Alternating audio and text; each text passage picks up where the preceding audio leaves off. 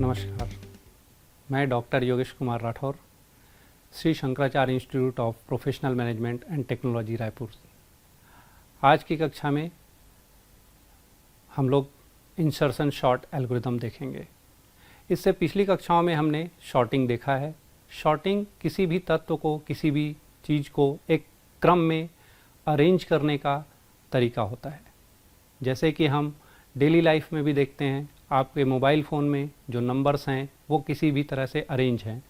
मान लीजिए मुझे किसी का नाम सर्च करना है तो मैं अपने मोबाइल में बड़े आराम से सर्च कर सकता हूं, क्योंकि सभी नंबर अल्फ़ाबेटिकली अरेंज होते हैं। इसी तरह आपकी पुस्तकों में भी सारे पेजेस एक क्रम में अरेंज रहते हैं। क्रम में जब कोई भी चीज़ अरेंज होती है तो उसे सर्च करना, निकालना बहुत ही आसान हो जाता है। इसलिए शॉर्टिंग एक बहुत ही महत्वपूर्ण एल्गोरिदम है आपके लिए। आज की कक्षा में हम देखना चाह रहे हैं insertion short algorithm. Insertion short एक एल्गोरिदम है जो एक समय में एक तत्व को अंतिम क्रमबद्ध सारणी में बनाता है, जबकि शॉर्टिंग एक सरल अवधारणा है, एक बुनियादी सिद्धांत है जिसका उपयोग जटिल कंप्यूटर प्रोग्राम जैसे फाइल को ढूंढने में, डेटा के संपीड़न में और किसी के पाथ को खोजने में किया जा सकता है। इंसर्शन शॉर्ट का एक एग्जाम्पल अगर हम लें तो इंसर्शन शॉर्ट हाथ में ताश के पत्तों को शॉर्ट करने के समान कार्य करता है। मान लीजिए आप कोई कार्ड का गेम खेल रहे हैं जिसमें ताश के पत्ते हैं आपके पास, और फिर हम किसी भी एक कार्ड को, नया कार्ड उठाते हैं तो हम सबसे पहले कार्ड से प्रारंभ करते हैं। जब भी आप कोई कार्ड रखते हैं तो आपके हाथ में रखे हुए कार्ड एक ऑर्डर में अरेंज होते हैं, एक ऑर्डर में क्रमबद्ध रूप से रहते हैं, जिसमें हम छोटे कार्ड को बाईं तरफ अरेंज करते हैं और बड़े कार्ड को हम दाईं तरफ अरेंज करते हैं। मान लीजिए अब आपने कोई नया कार्ड उठाया है तो वह कार्ड जिस कार्ड से बड़ा होगा आप उसे उसकी दाईं तरफ स्थान देंगे, और इस तरह हम किसी भी कार्ड को अरेंज करते हैं।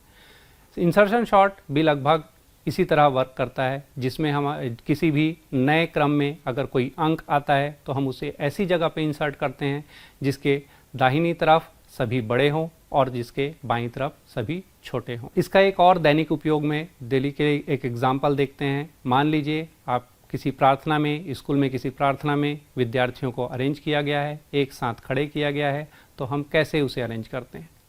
सबसे छोटे विद्यार्थी आगे रखे जाते हैं तथा सबसे बड़े विद्यार्थी को पीछे स्थान दिया जाता है। बिल्कुल इसी तरह पूरी प्रार्थना में, सभाओं में बच्चों को स्थापित किया जाता है या रखा जाता है। मान लीजिए इस बीच में कोई एक नया बच्चा आता है तो हम उसे कौन सा स्थान देंगे। हमें पता है कि वह उस स्थान पे जाएगा जिसके आगे के सभी बच्चे छोटे हों और जिसके पीछे के सभी बच्चे बड़े हों, तो उसे हम बीच में कहीं पे भी इंसर्ट कर देते हैं या रख देते हैं। इसी तरह इंसर्शन शॉर्ट एल्गोरिदम भी वर्क करता है।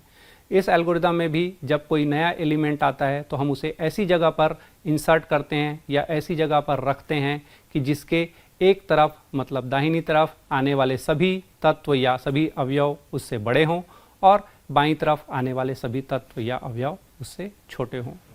दैनिक उपयोग में आने वाले एक और उदाहरण लें तो आप अपने शर्ट को या कपड़ों को अलमारी में किस तरह रखते हैं। जो सबसे बड़ा शर्ट होता है आप उसे नीचे रखते हैं, और जो सबसे छोटे होते हैं शर्ट हम उसे ऊपर स्थान देते हैं। क्या होगा अगर हम इसे विपरीत स्थानों में रखें। ऊपर रखने वाले शर्ट जो बड़े हों और नीचे वाले अगर छोटे हों तो यह गिरने की संभावना बनी होती है। इसलिए हम अपनी अलमारी में जो भी शर्ट रखते हैं वो इस तरह स्थापित करते हैं कि वह एक क्रम में हो। मान लीजिए अब आप एक कोई नया शर्ट लाते हैं बाज़ार से लेकर के, तो उसे कहाँ स्थान देंगे। उसे हम ऐसे स्थान पे रखेंगे ताकि उसके ऊपर वाले सभी शर्ट छोटे हों और उसके नीचे वाले सभी शर्ट बड़े हों। इसका मतलब हमने क्या किया, हमने एक जो नया शर्ट लाया उसे एक ऐसी जगह पे इंसर्ट किया ताकि उसके ऊपर आने वाले, एक तरफ आने वाले सभी शर्ट छोटे हों और एक तरफ आने वाले सभी शर्ट बड़े हों। इसी तरह इंसर्शन शॉर्ट में भी यह ध्यान रखा जाता है कि जब भी कोई नया नंबर इंसर्शन शॉर्ट में आए तो उसको ऐसी जगह पे हम डालें ताकि एक तरफ आने वाले सभी अंक उससे छोटे हों और उसके दूसरी तरफ आने वाले सभी अंक उससे बड़े हों। इंसर्शन शॉर्ट या सम्मिलन शॉर्ट के पीछे यह विचार है कि पहले एक तत्व लें, इसे क्रमबद्ध सारणी के माध्यम से पुनरावृत्त करें। यद्यपि इसका उपयोग करना बहुत ही आसान है, परंतु यह बड़े डेटा सेट के लिए उपयुक्त नहीं माना जाता है, क्योंकि औसत मामलों में सम्मिलन प्रकार की जटिलता सबसे खराब स्थिति पे ON² होती है, अगर जहाँ पे हम n को वस्तुओं की संख्या से बता सकते हैं। इंसर्शन शॉर्ट अन्य एल्गोरिदम जैसे कि हीप शॉर्ट, क्विक शॉर्ट, मर्ज शॉर्ट आदि की तुलना में कम कुशल माना जाता है। इंसर्शन शॉर्ट के बहुत से फायदे भी हैं, जैसे कि इसका क्रियान्वयन बहुत ही सरल होता है और छोटे डेटा सेट के लिए यह बहुत ही कुशल एल्गोरिदम माना गया है। यह काफ़ी अनुकूल है, यानी यह उन डेटा सेट के लिए बहुत उपयुक्त है जो पहले से ही काफ़ी हद तक क्रमबद्ध होते हैं। यह अन्य द्विघात सॉर्टिंग एल्गोरिदम की तरह छोटे डेटा सेट के लिए बहुत ही कुशल एल्गोरिदम माना जाता है। इसके लिए बस O1 अतिरिक्त मेमोरी स्पेस की निरंतर मात्रा की आवश्यकता होती है। तो यह सभी इंसर्शन शॉर्ट के फायदे हैं, जिसके लिए इंसर्शन शॉर्ट छोटे डेटा सेट के लिए यूज़ किया जाता है। इंसर्शन शॉर्ट या सम्मिलन शॉर्टिंग का क्या नुकसान है? छोटे डेटा सेट पर इसकी सादगी और प्रभावशीलता के बावजूद सम्मिलन शॉर्ट में कुछ प्रॉब्लम आती है, कुछ दिक्कतें आती है। अगर डेटा सेट आपका अधिक व्यापक है, अभी बहुत ज़्यादा बड़ा है, तो उस समय यह शॉर्ट काफ़ी अच्छा रिजल्ट नहीं देता है। दूसरा एक नुकसान यह भी है कि इंसर्शन शॉर्ट की सबसे ख़राब स्थिति में जो समय की जटिलता होती है, जो टाइम की कॉम्प्लेक्सिटी होती है, वह ON² होती है, जो कि काफ़ी ज़्यादा मानी जाती है। यह तीसरा एक नुकसान यह भी है कि यह अन्य उन्नत शॉर्टिंग एल्गोरिदम की तुलना में काफ़ी खराब प्रदर्शन करता है। आइए अब देखते हैं insertion short algorithm. Insertion short एक सरल शॉर्टिंग एल्गोरिदम है जो कि एक समय में एक नंबर या एक तत्व को क्रमबद्ध सारणी बना करके काम करता है। इसे इन प्लेस शॉर्टिंग एल्गोरिदम भी कहा जाता है। इन प्लेस शॉर्टिंग एल्गोरिदम का मतलब यह होता है कि इसे मूल सारणी से अलग किसी अतिरिक्त मेमोरी स्पेस की आवश्यकता नहीं होती है। आइए अब देखते हैं कि इंसर्शन शॉर्ट एल्गोरिदम वर्क कैसे करता है।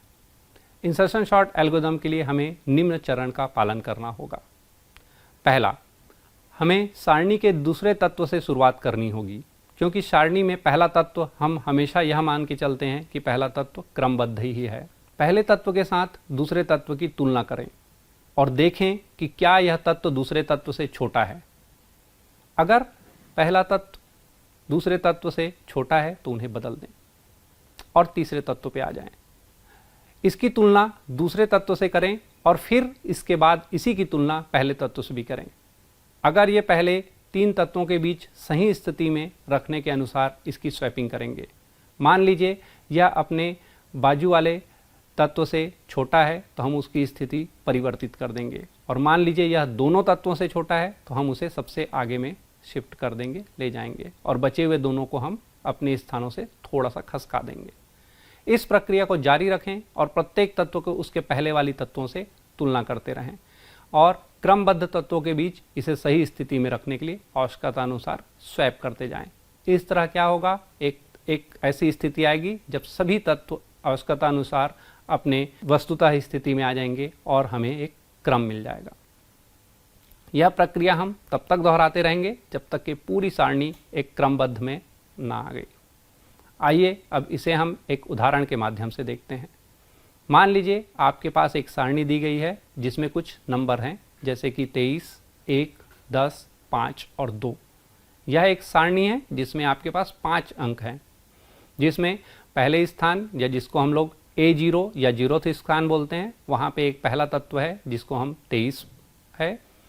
A1 यानी एरे के दूसरे स्थान पर के, जिसको हम A1 से रिप्रेजेंट करते हैं, यहाँ पे एक दूसरा तत्व है 1 या 1।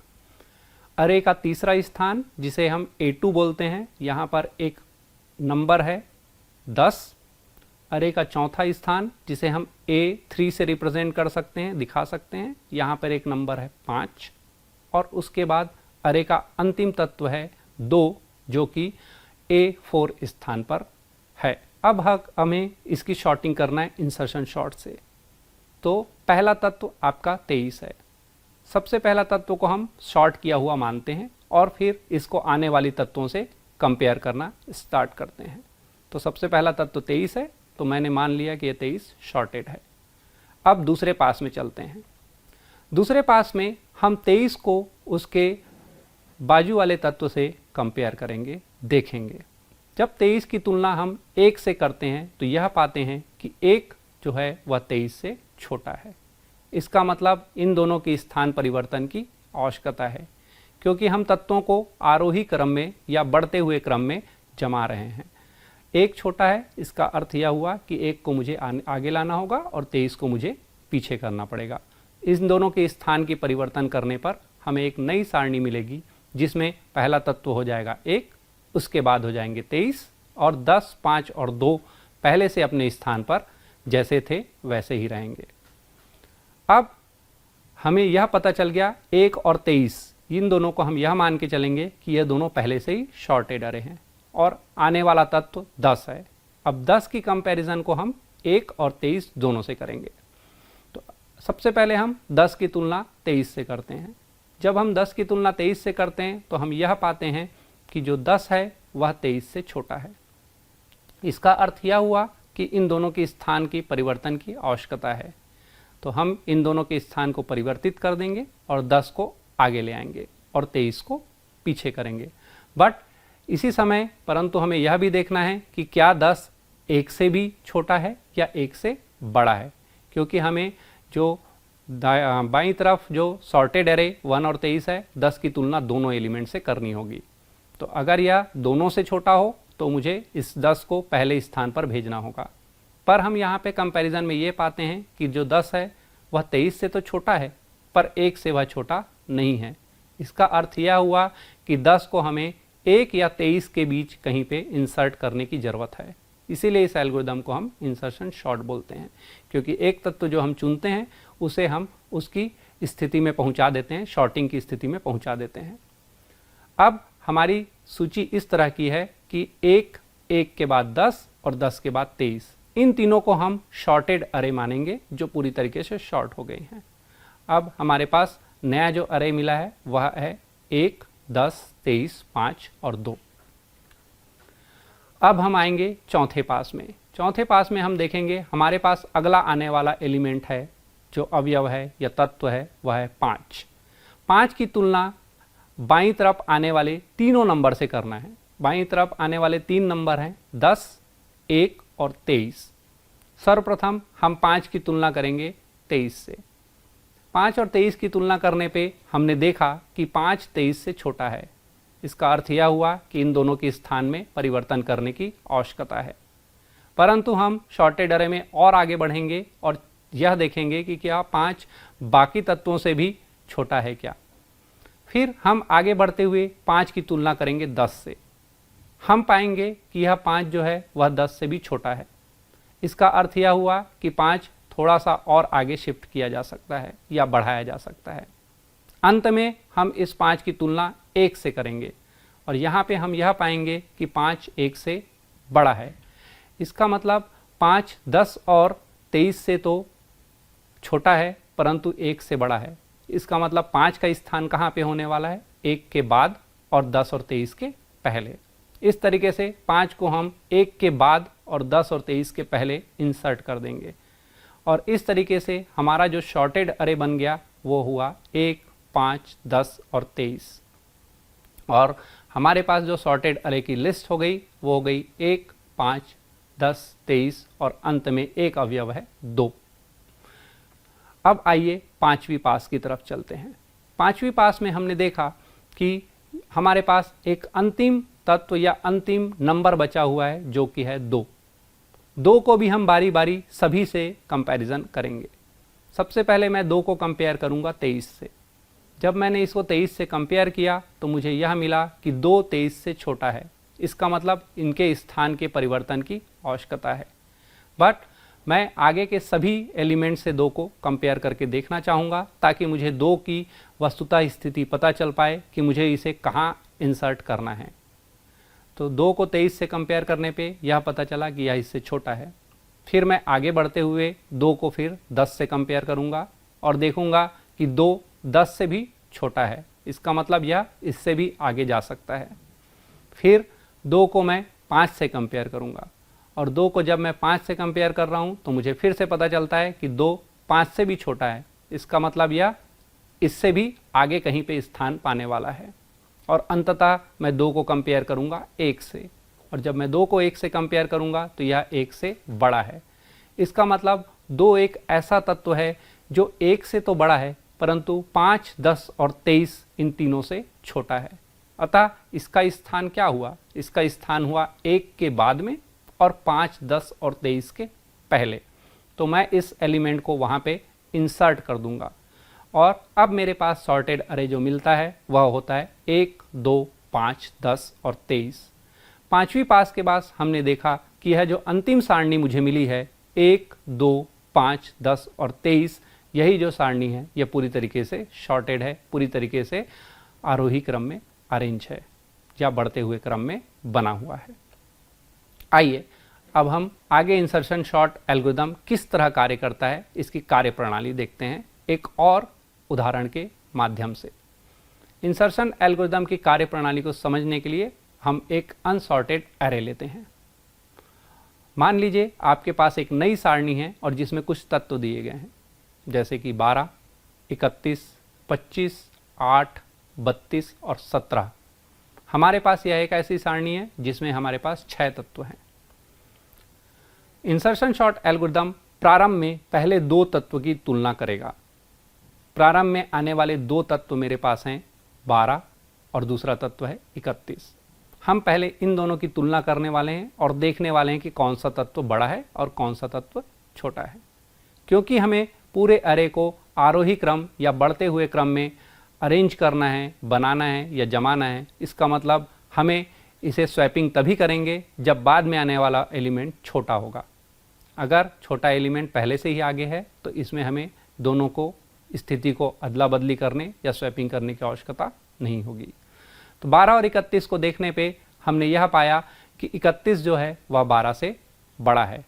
इसका मतलब 12 एक ऐसा एलिमेंट है जो अपने स्थान पर, सही स्थान पर पहले से ही है, क्योंकि आरोही क्रम के अनुसार अगर हम देखें तो 12 छोटा एलिमेंट है और वह पहले ही आना चाहिए 31 के। तो यहाँ पे हम किसी भी तरह के स्थान की अदला बदली नहीं करेंगे और हम आगे बढ़ जाएंगे। आगे आने वाले 2 तत्व को जब हम देखते हैं जो कि 31 और 25 हैं, इन दोनों की तुलना करने पर हमने ये पाया कि जो बाद में आने वाला तत्व है या नंबर है 25, वह 31 से छोटा है। इसका अर्थ यह हुआ कि इन दोनों के बीच स्थान परिवर्तन की आवश्यकता है। जब मैं 25 को आगे लाता हूं और 31 को पीछे करता हूं तो मुझे यह भी ध्यान रखना पड़ेगा कि जो मेरी बाईं तरफ आने वाले सभी तत्वों से मुझे 25 को कंपेयर करना है। 25 के बाईं तरफ आने वाले 2 तत्व हैं 12 और 31। मुझे इस 25 की एक ऐसी स्थिति प्राप्त करनी है जहां पे इसे मुझे इंसर्ट करने के बाद इसके बाईं तरफ आने वाले सभी तत्व छोटे हों और दाईं तरफ आने वाले सभी तत्व बड़े हों। इन दोनों को कंपेयर करने पे मैंने देखा कि 25 जो 31 से छोटा है, इसलिए यह अपने स्थान की स्वैपिंग करनी पड़ेगी। और जब हम इसकी स्वैपिंग करते हैं तो 25 आगे आएगा और 31 पीछे आएगा। साथ ही मैं 25 को 12 से भी एक बार कंपेयर करके देखूंगा। अगर 25 12 से छोटा होता तो यह पहले क्रम पर चला जाता, परंतु यह 12 से बड़ा है, इसका मतलब यह 12 के पीछे वाले क्रम पर आकर के स्थापित हो जाएगा। इस तरीके से अब मेरी शॉर्टेड जो नंबर्स मिले हैं वो है 12, 25, 31, 8, 32 और 17। इसी तरह हम सारणी में थोड़ा और आगे बढ़ेंगे। सारणी में थोड़ा आगे बढ़ने पर आने वाले जो 2 नंबर हैं वो है 31 और दूसरा नंबर है 8। अब जब हम इन दोनों को कंपेयर करेंगे, 8 और 31 को कंपेयर करने पर हमने यह पाया कि 8 जो है वह 31 से छोटा है। क्योंकि 8 31 से छोटा है, इसका मतलब हम इन दोनों को स्वैप कर सकते हैं। पर हम यह स्वैपिंग सिर्फ इन दोनों की नहीं करेंगे। पहले तत्व में हम इनकी स्वैपिंग कर दिए और 8 को आगे ले आए और 31 को पीछे कर दिए। पर इस 8 को बाईं तरफ आने वाले सभी संख्याओं से मुझे कंपेयर करना है और तब तक मुझे इस कंपैरिजन को करना है जब तक 8 एक ऐसी स्थिति में ना पहुंच जाए जिसकी बाईं तरफ आने वाले सभी एलिमेंट तत्व छोटे हों और दाहिनी तरफ आने वाले सभी तत्व बड़े हो जाएं। तो 8 को अब मैं आगे दाहिनी तरफ बाईं तरफ आने वाले दूसरे एलिमेंट से भी कंपेयर करूंगा। इसका मतलब अगली बार हम 8 को कंपेयर करेंगे 25 से। 8 और 25 को कंपेयर करने पे हमने यह पाया कि 8 जो है वह 25 से भी छोटा है। इसका मतलब यह हुआ कि यहाँ पे फिर से मुझे स्थान परिवर्तन की आवश्यकता है। 8 को मैं आगे ला करके 25 को पीछे कर दूंगा और इस तरीके से दोनों की स्वैपिंग हो जाएगी। अब मुझे यह देखना है कि क्या बाईं तरफ और कोई एलिमेंट बचा है जिससे मुझे 8 को कंपेयर करना हो। तो हाँ, यहाँ पर एक और एलिमेंट है 12। 12 और 8 का भी कंपैरिजन होगा और इस समय हम 8 और 12 को कंपेयर करने पे यह पा रहे हैं कि 8 छोटा है 12 से। इसका मतलब 8 अभी भी अपनी असली स्थिति पे, सही स्थिति पे नहीं है। तो यहाँ पे फिर से मुझे इन दोनों को आपस में स्वैप करने की आवश्यकता है। 8 को मैं आगे लाना चाहूँगा और 12 को मैं पीछे करना चाहूँगा। इस तरह के दोनों के स्थान परिवर्तन के बाद मुझे एक नया अरे मिलेगा। इस अरे में अब मेरे पास जो एलिमेंट्स हैं, जो नंबर्स हैं, वह कुछ इस तरीके से हैं: 8, 12, 25, उसके बाद 31, 32 और 17। इसमें से हम शुरू के 3 एलिमेंट 8, 12, 25 को शॉर्टेड अरे मान सकते हैं और 31, 32 और 17 वह अरे का भाग है जिसे मुझे अभी भी शॉर्टिंग करने की आवश्यकता है। इसी क्रम में आगे बढ़ने पर हम देखेंगे 32 और 31 को। 32 और 31 को देखने पर हमें यह पता चला कि 32 31 से बड़ा है। इसका मतलब 32 अपने स्थान पर ही है, इसमें मुझे कोई भी स्थान परिवर्तन की आवश्यकता नहीं है। 32 को मुझे आगे किसी से कंपेयर करने की ज़रूरत नहीं है क्योंकि यह अरे बाईं तरफ पूरी तरीके से शॉर्टेड है। बाईं तरफ पूरी तरीके से शॉर्टेड अरे होने के कारण अगर 32 31 से बड़ा है, इसका मतलब बाईं तरफ आने वाले सभी तत्वों से यह बड़ा ही होगा। इसका मतलब किसी भी तरह की स्वैपिंग की आवश्यकता नहीं है और 32 को अपने स्थान पर हम छोड़ेंगे और आगे बढ़ेंगे। आखिरी में हमारा फिर से कंपैरिजन होगा 2 एलिमेंट 32 और 17 के बीच। 32 और 17 को कंपैरिजन करने पे हमने क्या पाया? हमने यह पाया कि 17 जो है वह 32 से छोटा है। इसका अर्थ यह हुआ कि यहाँ पर स्थान परिवर्तन की आवश्यकता है, पर हमें यह इंश्योर करना है, हमेशा यह ध्यान रखना है कि 17 को उसके उचित स्थान पे मुझे इंसर्ट करना है। और अगर मैं इन दोनों की स्वैपिंग करके छोड़ देता हूँ तो 17 अपने उचित स्थान पर नहीं है। तो मुझे 17 को बाईं तरफ आने वाले हर एक एलिमेंट या हर एक नंबर से कंपेयर करना पड़ेगा जब तक कि मैं उस 17 को उसके उचित स्थान पे इंसर्ट ना कर दूं। पहले 17 और 32 का कंपैरिजन करने पे मैंने पाया कि 32 बड़ा है, 17 छोटा है। इसका अर्थ यह दोनों के स्थान की परिवर्तन हो जाएगी। उसके बाद मैं यह देखूंगा कि बाईं तरफ और कितने एलिमेंट बचे हुए हैं। अगर हम देखेंगे तो अभी और भी एलिमेंट बचे हैं, जैसे कि 8, 12, 25 और 31। हम इस 17 को इन चारों से बारी बारी कंपेयर करेंगे। जिससे भी यह छोटा होगा या उससे इसके स्थान की स्वैपिंग करते जाएंगे। तो आइए अब 17 और 31 को देखते हैं। 17 और 31 को देखने पे हमने यह पाया कि 17 छोटा है 31 से। इसका अर्थ यह हुआ कि यहाँ पे स्थान परिवर्तन की आवश्यकता है। तो 17 को 31 के स्थान पर ले जाते हुए 31 और 32 को थोड़ा सा पीछे हम शिफ्ट कर सकते हैं। 17 को यहाँ पर इंसर्ट करने पर फिर भी हम यह पाते हैं कि यह अपनी वस्तुतः स्थिति पे नहीं आया है, क्योंकि इसके आगे अभी भी एक बड़ी संख्या है जो कि 25 है। अब हम 17 को 25 से कंपेयर करने वाले हैं। 17 और 25 को कंपेयर करने पर देखने पर हमें यह पता चल रहा है कि जो 17 है वह 25 से भी छोटा है। क्योंकि यह 25 से भी छोटा है, इसका अर्थ यह हुआ कि यह 25 भी पीछे की तरफ शिफ्ट होगा और 17 को यहाँ पर स्थान देना पड़ेगा। पर 17 को इस स्थान पे इंसर्ट करने से पहले हमें यह इंश्योर करना है कि इसकी बाईं तरफ आने वाली सभी संख्याएं छोटी होना चाहिए और दाईं तरफ आने वाली सभी संख्याएं बड़ी होना चाहिए। तो आइए 17 का कंपैरिजन करते हैं 12 से। 17 का कंपैरिजन जब हम 12 से करते हैं तो हम यह पाते हैं कि यह 12 से बड़ा है। अब इसके आगे अगर हम कंपैरिजन ना भी करें तो भी चलेगा, क्योंकि आगे के सभी एलिमेंट पहले से ही शॉर्टेड हैं। इसका मतलब 12 जो है वह उसके जो बाईं तरफ आने वाले जितने भी अंक होंगे वह छोटे ही होंगे। तो आगे मुझे कंपैरिजन करने की आवश्यकता नहीं है। तो अब मुझे 17 का एक्चुअल स्थान पता चल गया है। मुझे इस 17 को कहाँ पर इंसर्ट करना होगा? 8, 12 के बाद 17 को इंसर्ट करना पड़ेगा। तो मैं एक 17 को 8 और 12 के बाद इंसर्ट करता हूँ तो मेरी एक नई सारणी मिलेगी 8, 12, 17, 25, 31 और 32 की। अब आखिरी में यह जो सारणी मुझे प्राप्त हो रही है, यह सारणी पूरी तरीके से शॉर्टेड सारणी है या पूरी तरीके से क्रमबद्ध हो चुकी है। तो इस तरीके से इंसर्शन सॉर्ट एल्गोरिदम में हम हमेशा यह देखते हैं कि एक तरफ की सारणी जो भी अंक को हमें इंसर्ट करना हो उसके बाईं तरफ आने वाले सभी तत्व उससे छोटे होना चाहिए और उसके दाहिनी तरफ आने वाले सभी तत्व उससे बड़े होना चाहिए। इस तरीके से मुझे इसे एक पर्टिकुलर जगह पर इंसर्ट करने की आवश्यकता होती है। आइए अब इसमें हम जटिलता देखते हैं, अर्थात टाइम की जटिलता और स्थान की, जिसे हम टाइम कॉम्प्लेक्सिटी कहते हैं और स्पेस कॉम्प्लेक्सिटी कहते हैं।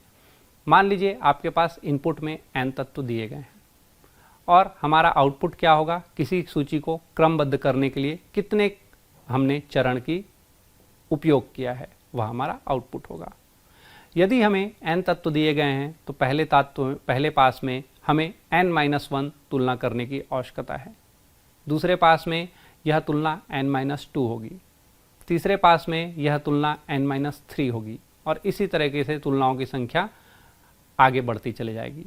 और इसे हम एक इक्वेशन के माध्यम से देख सकते हैं जिसे हम n-1 plus n+2 plus n-3 plus ऐसे आगे बढ़ते बढ़ते n-4 n-5 से 1 तक जा सकते हैं। हम देख रहे हैं कि यह इक्वेशन एक अरिथमेटिक प्रोग्रेशन का है, अतः इसका योग n-1 डिवाइडेड बाई 2 होगा। इस तरीके से इस तुलना में हम O(n)² की ऑर्डर प्राप्त कर सकते हैं। सबसे पहले समय की जटिलता सर्वोत्तम केस में देखते हैं। सर्वोत्तम केस ऐसा केस है जब हमारा पहले से अरे शॉर्टेड रहा। मान लीजिए मेरे पास 5 अंक हैं, 1, 2, 3, 4 और 5, और यह इसी क्रम में अरेंज है, मतलब 1 पहले है, उसके बाद 2 है, फिर 3 है, 4 है और 5 है। हम समय की जटिलता के लिए सबसे पहले ध्यान देंगे कि हमने कितने कंपैरिजन करने की आवश्यकता है किसी भी अवयव को अपने स्थान पर लाने के लिए, और दूसरा देखेंगे हमने कितने बार शिफ्टिंग करी है इसको अपने स्थान पे लाने के लिए।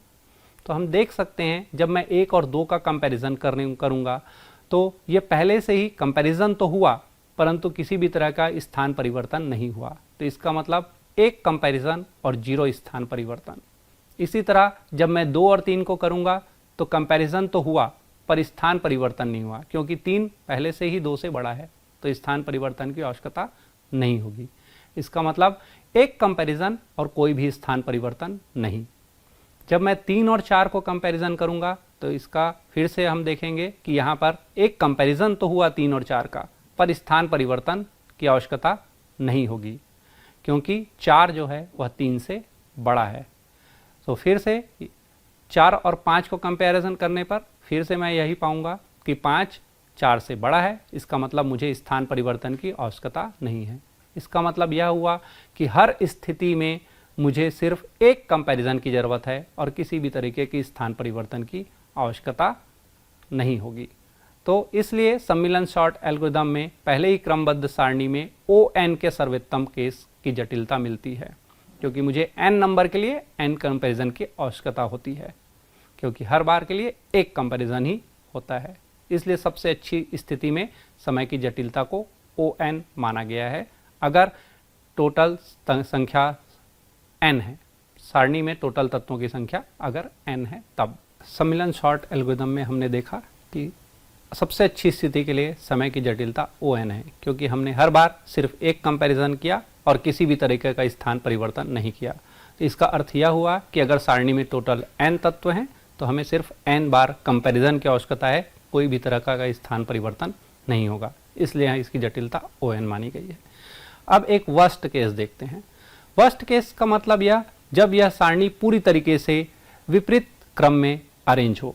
मान लीजिए 6, 5, 4, 3, 2 और 1 इस तरीके के एलिमेंट अगर मेरी सारणी में है, तब मुझे कितने कंपैरिजन और कितने स्थान परिवर्तन की आवश्यकता होगी। आइए 6 और 5 को कंपेयर करते हैं। सबसे पहला कंपैरिजन 6 और 5 के बीच होगा। इसका मतलब हमने 1 कंपैरिजन किया, साथ ही इसका स्थान परिवर्तन भी किया। इसका मतलब यह हुआ कि पहले 2 तत्वों को जब मैंने किया तो 1 स्थान परिवर्तन और 1 कंपैरिजन की जरूरत पड़ी।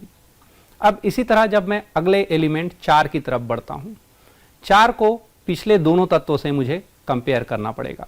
इसका मतलब 6 और 5 दोनों से मैं 4 को कंपेयर करूँगा और मैंने यह पाया कि यह 6 से भी छोटा है और 5 से भी छोटा है। इसका मतलब मुझे 2 स्थान परिवर्तन भी करने होंगे। इसका मतलब 4 के लिए 2 स्थान परिवर्तन और 2 कंपैरिजन। आने वाला एलिमेंट 3 है। 3 के लिए फिर से मैं देखता हूं कि मुझे बाईं तरफ तीनों से मुझे कंपेयर करना पड़ेगा। इसका मतलब 4, 5 और 6 तीनों से मैंने कंपेयर किया कि यह किससे छोटा है और बड़ा है। छोटा मुझे तीनों से मिला, इसका मतलब 3 कंपैरिजन, और छोटा होने के कारण यह सबसे आगे स्थान पर शिफ्ट होगा। इसका मतलब मुझे 3 बार स्थान परिवर्तन की आवश्यकता पड़ेगी। तो 3 के लिए 3 स्थान परिवर्तन, 3 कंपैरिजन। अगला एलिमेंट आएगा 2। 2 को फिर मैं इसके बाईं ओर आने वाले चारों तत्वों से कंपेयर करूंगा। इसका मतलब 3, 4, 5 और 6 से। तो टोटल मुझे 4 कंपैरिजन की आवश्यकता पड़ेगी, और क्योंकि 2 इन चारों से छोटा है, इसका मतलब 4 स्थान परिवर्तन होगी। इसी तरह एक आखिरी एलिमेंट जिसे मैं चेक करूंगा, कंपेयर करूंगा, तो मुझे उसके बाईं ओर आने वाले सभी तत्वों से कंपेयर करना पड़ेगा। मतलब एक को मैं 2, 3, 4, 5 और 6 सभी से कंपेयर करूंगा और उसके बाद सभी के स्थान से परिवर्तित करूंगा। इसका मतलब हमने इसमें क्या देखा? हमने देखा कि सारणी में पहले 1+1 एक स्थान परिवर्तन और एक कंपैरिजन, दूसरे एलिमेंट के लिए 2+2 इसका मतलब 2 स्थान परिवर्तन, 2 कंपैरिजन, तीसरे एलिमेंट के लिए 3+3 इसका मतलब 3 स्थान परिवर्तन और 3 कंपैरिजन, चौथे एलिमेंट के लिए 4+4 इसका मतलब 4 स्थान परिवर्तन और 4 कंपैरिजन। और इसी तरीके से अगर आपकी सारणी में n एलिमेंट है तो n+n इसका मतलब n कंपैरिजन होंगे और n स्थान परिवर्तन होंगे।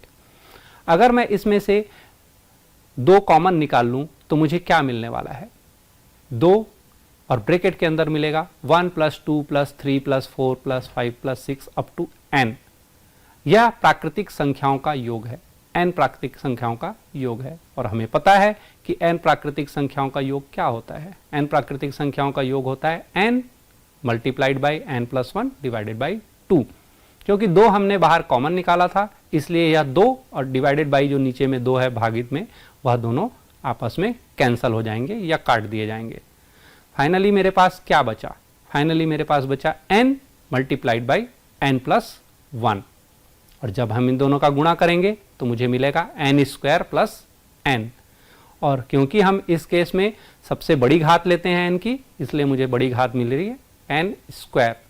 तो इस केस में औसत मामले और आपके सबसे खराब स्थिति में दोनों में इंसर्शन शॉर्ट की जो टाइम कॉम्प्लेक्सिटी है उसे ON² माना गया है, क्योंकि दोनों स्थान पे मुझे सभी टाइप के कंपैरिजन, मतलब लेफ्ट हैंड साइड आने वाले या बाईं ओर आने वाले सभी एलिमेंट से कंपेयर भी करना पड़ेगा और ज़रूरत पड़ने पर उनके स्थान की परिवर्तन भी करनी पड़ेगी।